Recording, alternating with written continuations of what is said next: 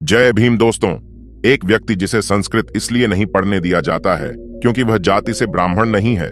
एक व्यक्ति जो लंदन स्कूल ऑफ इकोनॉमिक्स से रिसर्च करके लौटा हो और भारत आने पर उसे छुआछूत का सामना करना पड़े। एक व्यक्ति जिसे चपरासी फाइल फेंक कर देता है ताकि उसे उसका स्पर्श न करना पड़े। एक व्यक्ति जिसकी कुर्सी जहां रखी होती है उसे धोकर पवित्र किया जाता है। एक व्यक्ति जिसे पानी पीने के लिए उस घड़े का उपयोग नहीं करने दिया जाता जिससे ऑफिस के बाकी तमाम लोग पीते हैं, क्योंकि उसके स्पर्श मात्र से वह जल अपवित्र हो जाएगा। ऐसे व्यक्ति आगे चलकर जाति प्रथा उन्मूलन के लिए अपना सब कुछ न्योछावर कर देता है और भारत का वह संविधान लिखता है जिसकी बदौलत आज हम अपने अपने अधिकारों के लिए लड़ पाते हैं। उस व्यक्ति का नाम है डॉक्टर भीमराव अंबेडकर। बाबा साहेब भीमराव अंबेडकर का जन्म 14 अप्रैल 1891 को हुआ था। यह वह तारीख है जब बाबा साहेब अंबेडकर का जन्म आज के मध्य प्रदेश के महू नामक स्थान है। डॉक्टर अंबेडकर एक महान परिवार में पैदा हुए थे। पिता उस समय फौज में नौकरी करते थे, लेकिन पिता के फौज में होने के बावजूद ऐसा नहीं था कि डॉक्टर अंबेडकर को बचपन में अस्पृश्यता अर्थात भेदभाव का सामना न करना पड़ा हो। धीरे धीरे उन्हें इस बात का एहसास समाज दिलाता गया कि वह इस समाज के लिए एक अस्पृश्य व्यक्ति हैं, यानी एक ऐसे व्यक्ति हैं जिनके छूने मात्र से सामने वाला व्यक्ति अपवित्र हो जाता है। यानी जाति संबंधी विकृतियों का बचपन से ही डॉक्टर अंबेडकर को सामना करना पड़ा। लेकिन डॉक्टर अंबेडकर के अंदर बहुत अधिक गुण ऐसे थे कि वह उन्हें 1912 में बीए की डिग्री हासिल करवाते हैं और अपनी लगन मेहनत की वजह से डॉक्टर अंबेडकर अमेरिका जाकर पढ़ाई करके डिग्री हासिल करते हैं।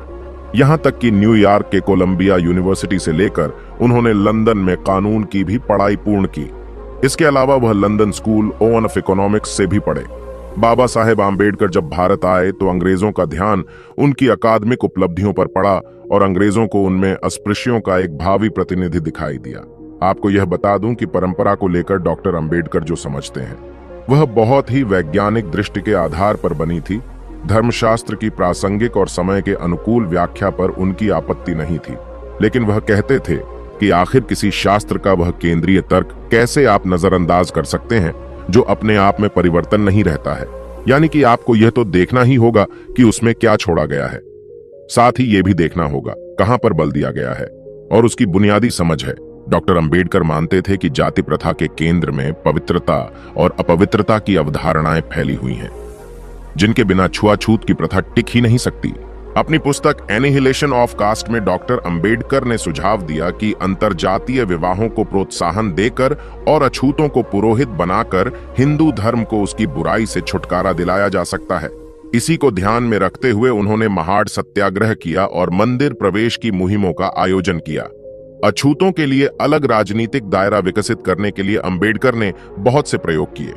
आपको 1919 में मताधिकार प्रदान करने के लिए बनाई गई कमेटी साउथ ब्लैक कमेटी याद होगी। भारतीयों को अलग अलग प्रांतों की असेंबली में चुनावों के लिए मतदान के अधिकार मिल सके, इसके लिए कमेटी थी। तो इस कमेटी में जिन लोगों से सलाह मांगी थी उनमें डॉक्टर अंबेडकर भी शामिल है। प्रोडक्ट वो अंबेडकर ही थे जिन्होंने अस्पृश्यों के लिए पृथक निर्वाचक मंडल और आरक्षित सीटों की व्यवस्था की मांग उठाई थी। वो अंबेडकर ही थे जिन्होंने अछूतों के तत्कालीन नेतृत्व, जो कि उस समय गैर दलित था, उसे खारिज करते हुए दावा किया था कि अछूतों की बागडोर उन्हीं के बीच से निकले हुए किसी व्यक्ति के हाथ में होनी चाहिए। साल 1932 में दूसरी गोलमेज में डॉक्टर अंबेडकर को भाग लेने का निमंत्रण मिला। तब तक उनकी लोकप्रियता जिस रूप से बढ़ रही थी यह उसी का परिणाम था। लंदन में इस सम्मेलन में उन्होंने अलग निर्वाचन मंडल के प्रश्न पर महात्मा गांधी से जमकर लोहा लिया। दरअसल गांधी मानते थे कि छुआछूत हिंदुओं का अंदरूनी मामला है और अलग निर्वाचन मंडल से हिंदू धर्म में विभाजन हो जाएगा। लेकिन अंग्रेजों ने अंबेडकर की मांग को मान लिया था।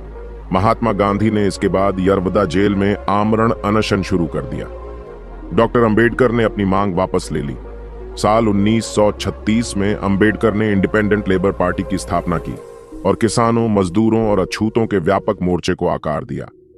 डॉक्टर अंबेडकर की मांगे थी कि बेरोजगार और बंधुआ प्रथा खत्म की जाए, जंगलों और पड़ती जमीन खेतिहर मजदूरों में बांटी जाए और उनका मेहनताना बढ़ाया जाए। उन्होंने अछूतों को मजदूर वर्ग में समान हैसियत के साथ शामिल करने का अभियान चलाया, जिसमें उन्हें बहुत ज्यादा सफलता हाथ नहीं लगी। फिर साल 1942 में डॉक्टर अंबेडकर ने all India scheduled caste federation का गठन किया, जिसमें 3 बातें प्रमुख थीं। अगर आप देखेंगे तो महत्वपूर्ण थी। एक थी लोकतंत्र के प्रति अटूट लगाव होना, 2 दलीय शासन प्रणाली की वकालत करना और दलितों को हिंदू महासभा, राष्ट्रीय स्वयंसेवक संघ जैसी ताकतों से दूर रहने की सलाह देना। इसी तरह डॉक्टर अंबेडकर की पुस्तक है ह्यूवर शुद्रास। इसमें उन्होंने चौथे वर्ण की उत्पत्ति पर प्रकाश डाला और अपनी एक अन्य पुस्तक the untouchables, a thesis on the origin of untouchability के जरिए छुआछूत के उद्गम पर विचार किया। अंबेडकर ने मुस्लिम लीग और अलग पाकिस्तान की मांग की आलोचना की थी।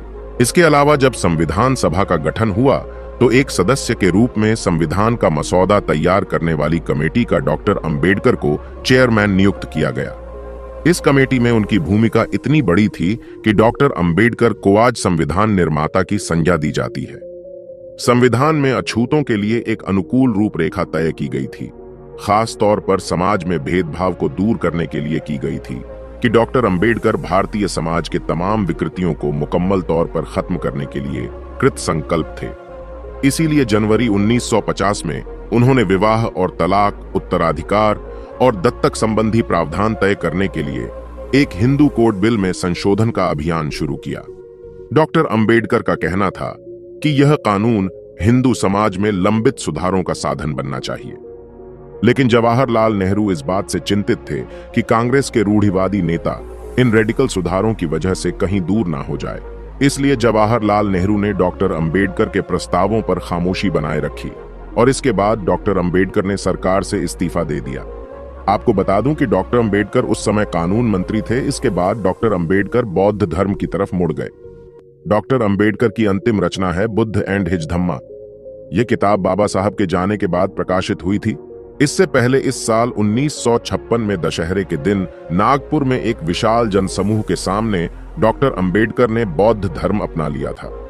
डॉक्टर अंबेडकर के साथ हजारों समर्थक मौजूद थे। 6 दिसंबर 1956 को डॉक्टर अंबेडकर का महापरिनिर्वाण हो गया। यानी कि अगर आप देखें कि डॉक्टर अंबेडकर एक प्रखर राजनेता थे, संगठक थे, एक बहुत ही अनुशासन वाले विद्वान थे और दलित समाज के उद्धारक होने के साथ साथ भारतीय संविधान के प्रमुख निर्माता भी थे। यह उनकी ऐतिहासिक भूमिका का नतीजा है कि आज हम उन पर बात कर रहे हैं। तो यह आज की वीडियो। आज मैं आपसे एक सवाल पूछता हूं जिसका जवाब आपको कमेंट्स बॉक्स में देना है। सवाल है, जब गांधी ने यरवदा जेल में पृथक निर्वाचन मंडल के विरोध में अनशन किया था तो डॉक्टर अंबेडकर ने जिस कागज पर हस्ताक्षर किए थे, जिस पैक्ट पर हस्ताक्षर किए थे, उस पैक्ट को किस नाम से जाना जाता है? उसका आपको नाम बताना है। आप अपना जवाब कमेंट बॉक्स में दे सकते हैं। दोस्तों, आज की वीडियो में बस इतना ही। इस चैनल पर मैं सिर्फ बाबा साहेब के जीवन से जुड़ी छोटी बड़ी सभी जानकारी लेकर आता रहता हूं। यदि आप बाबा साहब को पसंद करते हो और इनके बारे में और अधिक जानना चाहते हो तो हमारे भीमराव साहेब चैनल को सब्सक्राइब करें। वीडियो को पूरा देखने के लिए धन्यवाद। आपका दिन शुभ हो।